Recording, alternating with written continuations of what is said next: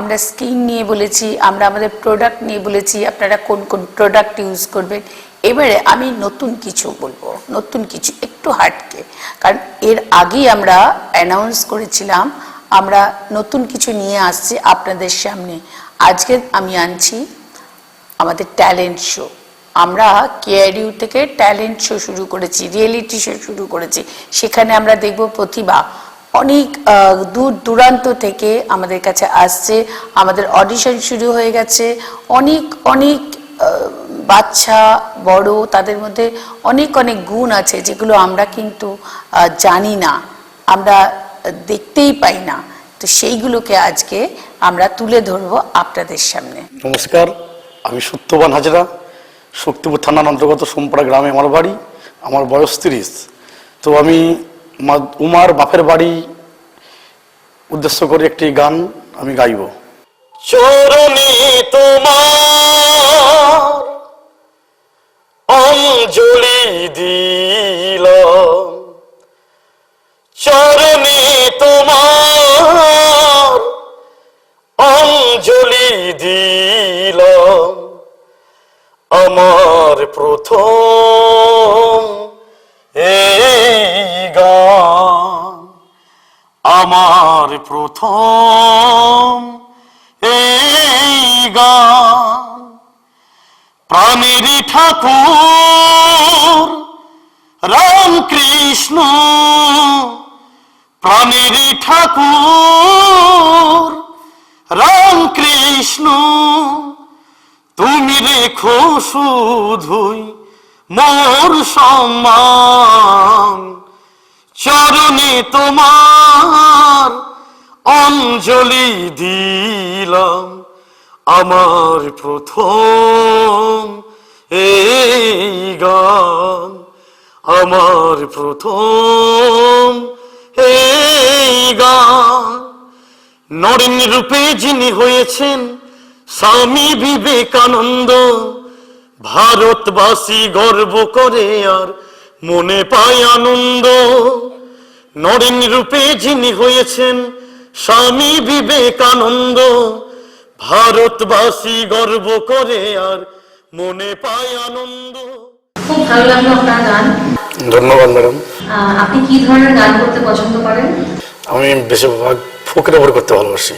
আচ্ছা, প্রথম লাইনটা চরণে তোমার অঞ্জলি দিলাম। শুধু একটাই কথা, অঞ্জলি কথাটা আরেকটু সফটলি বললে ভালো লাগতো। ওকে ম্যাডাম, ধন্যবাদ। পরের সময় চেষ্টা করব।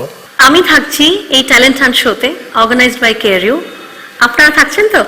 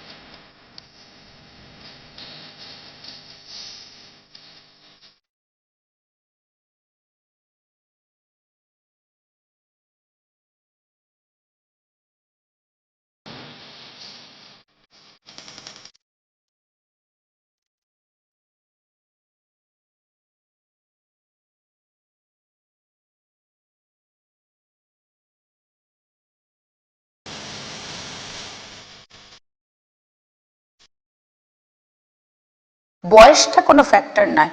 আমরা সাজের ক্ষেত্রেও বলি, সুন্দরের ক্ষেত্রেও বলি, এই ট্যালেন্টের ক্ষেত্রেও বলছি, বয়সের কোনো বার নেই।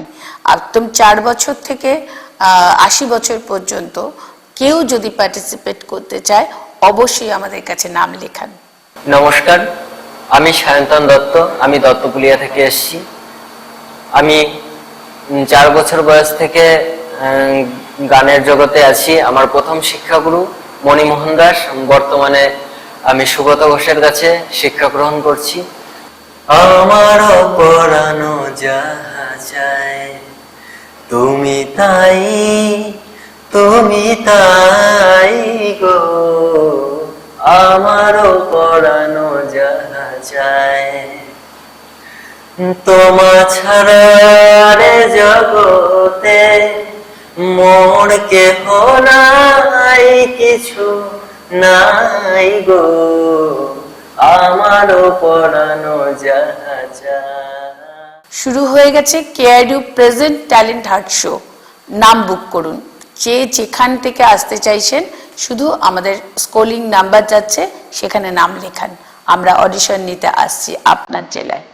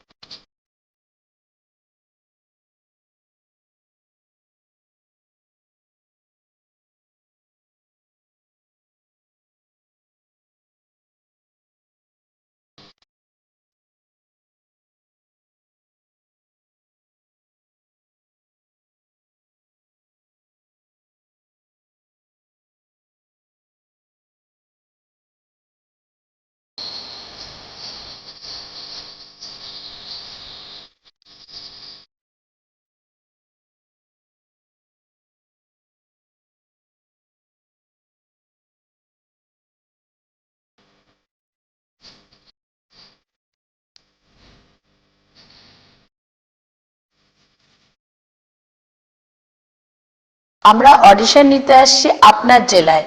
আপনি তৈরি তো?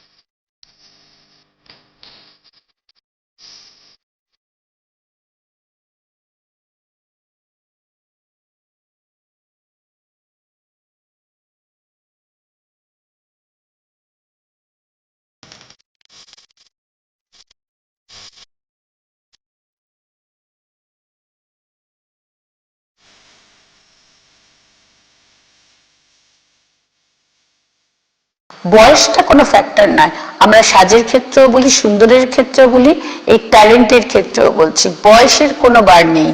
একদম 4 বছর থেকে 80 বছর পর্যন্ত কেউ যদি পার্টিসিপেট করতে চায় অবশ্যই আমাদের কাছে নাম লেখান।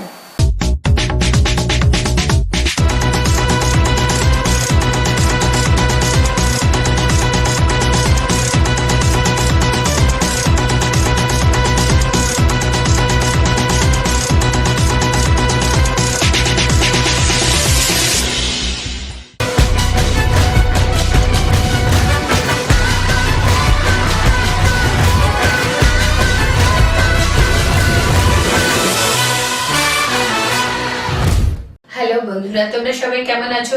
আশা করি ভালোই আছো। আমি আবার চলে এসেছি তোমাদের কাছে। আজকে কিন্তু যে বিষয়টা নিয়ে আলোচনা করব সেটা হচ্ছে রিঙ্কালস। আমরা খুব কম বয়সেই আজকাল একটু বেশি রিঙ্কালস এসে যাচ্ছে, একটু এজিং, মানে স্কিনটা একটু ভারী হয়ে যাচ্ছে, ভাঁজ হয়ে যাচ্ছে, মানে কপালে ফোল্ড হয়ে যাচ্ছে, নাকের পাশ দিয়ে ফোল্ড হয়ে যাচ্ছে। তো এগুলো খুব তাড়াতাড়ি মানে বয়সের আগেই হয়ে যাচ্ছে, আর বয়সে তো হচ্ছে, বার্ধক্যে তো হচ্ছে। তো আমরা দুটোতেই দেখতে চাই, মানে পছন্দ করছি না, মানে যাদের কম বয়সে একটু এজিং স্পট আসছে সেটাও যেমন আমরা চাইছি না, আবার একটু বার্ধক্যে যাদের এজিং স্পট আসছে বা একটু বেশি ভারী আসছে, রিঙ্কেলস এসে যাচ্ছে, সেটাও ভালো লাগে না দেখতে। কারণ আমরা যদি পারি স্কিনটা টাইট রাখতে, আমরা সেইটাই চেষ্টা করবো, তাই তো? তো আজকে আমি তোমাদের বলবো যে কেয়ার ইউ কি কি করে অ্যান্টি এজিং এর জন্য। দেখো, আমরা প্রতিটি এপিসোডে দেখাই যে আমরা কিভাবে ট্রিটমেন্ট করি, পাশে দেখাই আমরা যে ফোল্ড হয়ে যাচ্ছে, নাকের পাশ দিয়ে ফোল্ড হয়ে যাচ্ছে, চোখের পাশ দিয়ে ফোল্ড হয়ে যাচ্ছে, কপালে ফোল্ড হয়ে যাচ্ছে। সেই ক্ষেত্রে কি করতে হবে? স্কিনটা টান টান করতে হবে, মানে কপালটা টান টান করতে হবে, চোখের পাশ দিয়ে টান টান করতে হবে, বা নাকের পাশ দিয়ে যদি এরকম লাইন এসে যায় সেটাকে ভরাতে হবে।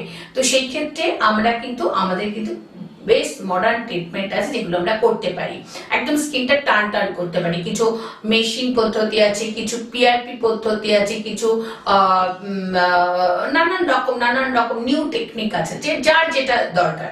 আবার কারোর যদি মনে হয় ইনস্ট্যান্ট করবো, মানে খুব বেশি সময় ধরে করব না, তাড়াতাড়ি করবো, সেক্ষেত্রেও কিন্তু আমাদের অনেক অপশন আছে। তো আমাদের আগে দেখতে হবে আমরা কি চাইছি, কি করব। আমরা দেখাচ্ছি আমরা প্রতিটি আমরা মেশিন সিটিং কি করে করি, পিআরপি কি করে করি ফেস লিফটের জন্য, টোটালি ফেস লিফটের জন্য। ইভেন আমরা অনেক সময় কি হয়, গালটা ভারী হয়ে যাচ্ছে, মানে রিঙ্কলস নেই অথচ গালটা এত ভারী লাগছে, মনে হয় যেন অনেকটা বয়স লাগছে, সেটাও কিন্তু আমাদের মানে ঠিক ভালো লাগে না। তো সেই ক্ষেত্রে যে যাদের গালটা ভারী হয়ে যাচ্ছে সেখানে যাতে গালটা একটু ছোট লাগে, কাটা যায়, অনেক মেশিন আছে যেগুলোতে এই ফ্যাট সেলগুলোকে বার্ন করা যায়, সেইগুলো আমরা ট্রিটমেন্ট করতে পারি। বা কিছু টিপিসি পদ্ধতি আছে যেগুলো যদি গালটা একটা সাইড ভারী হয়ে যাচ্ছে, গালটা ভারী হয়ে যাচ্ছে, যেখানে সেলফি তুলছি মনে হয় যেন অনেকটা বেশি বয়স আসছে, সেক্ষেত্রে কিন্তু আমরা এই গালটাকে ছোট করতে পারি, মানে ফেসটাকে ছোট করতে পারি। তো এই জিনিসগুলো কিন্তু খুব দরকার, মানে যেগুলো ট্রিটমেন্ট করে করতে হবে। মানে আমি কেন বলছি যে দেখুন, আমরা প্রোডাক্ট ইউজ করতে বলি, প্রোডাক্ট আপনি ট্রিটমেন্ট করেও করতে পারেন, প্রোডাক্ট আপনি ট্রিটমেন্ট না করেও করতে পারেন।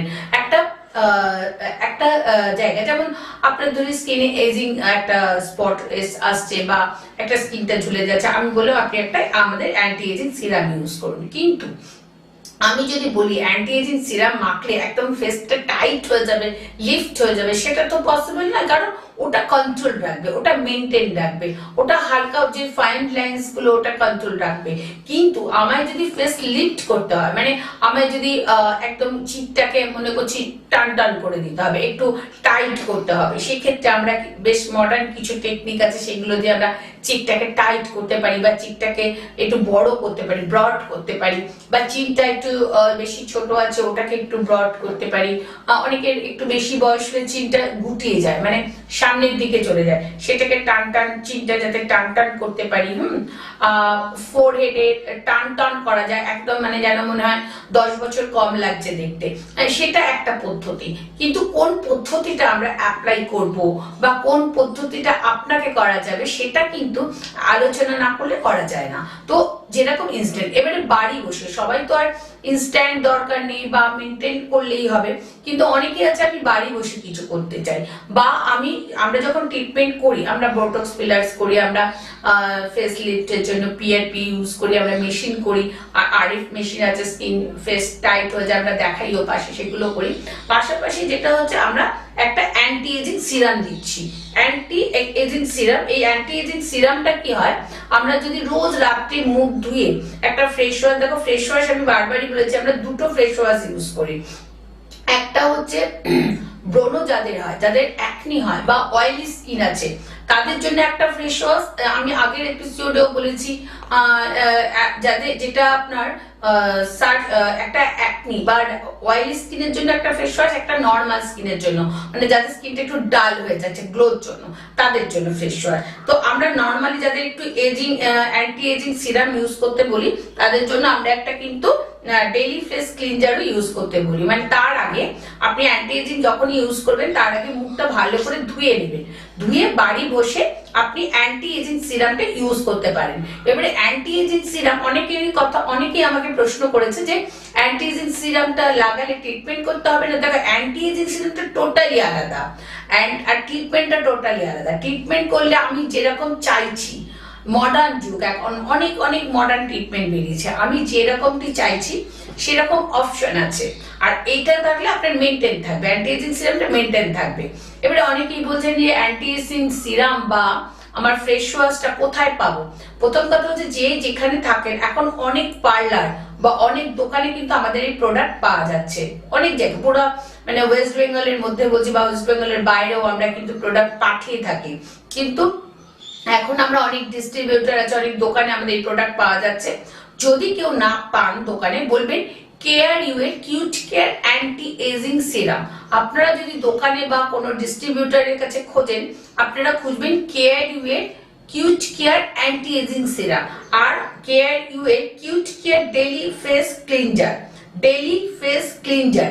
যদি না পান তাহলে আমাদের কাছে একটা যে লাইন ফোন নাম্বার যাচ্ছে, সেখানে ফোন করলে আমরা বলে দিতে পারবো যে এটা কোথায় পাবেন, বা আপনার ওখানে কোন ডিলারের কাছে আছে, আপনার ওখানে কোন পার্লারে আছে। কারণ কি অনেক বিউটিশিয়ানরা তারা আরো বেশি ভালো বোঝে যে কোন স্কিনে কোন প্রোডাক্টটা দেওয়া হবে, তাদেরকেও আমরা অ্যাডভাইস করি।